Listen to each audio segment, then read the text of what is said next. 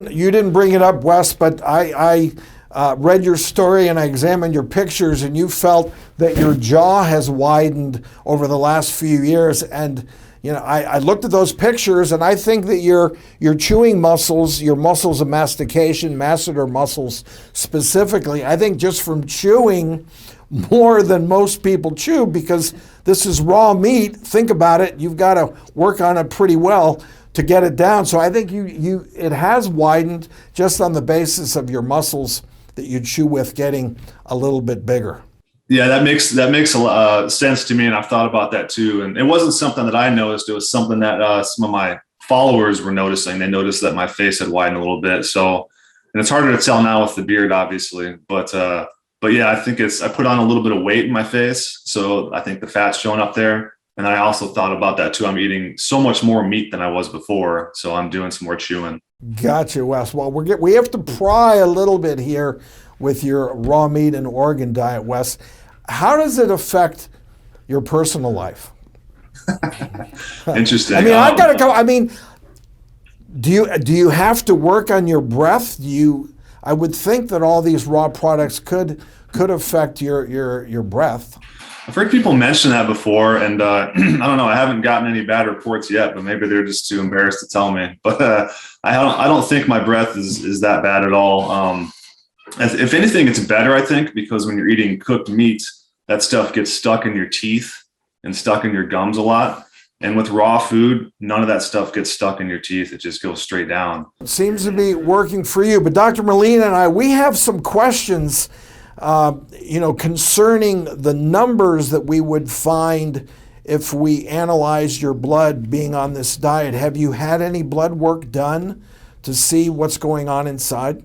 I haven't, and people ask all the time out of curiosity, and it may be something that I eventually do just to kind of satisfy the people on my channels that keep asking me for it, But I'm not 100% sure, how I would gauge those numbers, because I know there's not a whole lot of studies that have been done on people that eat raw meat.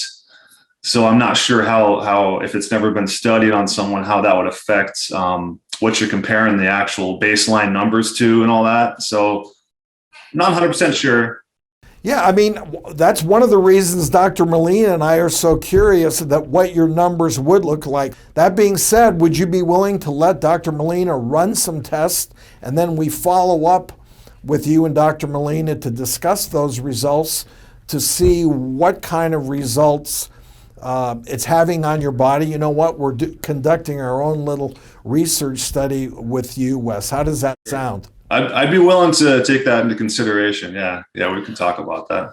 Well, and just to follow up on that, I mean, I think in some ways you're right, Wes. So, traditional medical, if you just went to see your regular doctor and they did a basic cholesterol panel, it may or may not show anything. And when you say they haven't done studies on people like you, that's true, but we've done studies on different blood markers. So it doesn't matter what you're eating, it's what the blood markers are. And what I would be interested in looking at with you is more advanced cholesterol testing. I would want to be looking and seeing if there's any narrowing in the arteries of your neck because of the large amounts of butter that you're eating. That's very concerning to me. And I have seen really fairly rapid narrowing in the arteries, or even doing a stress test on you.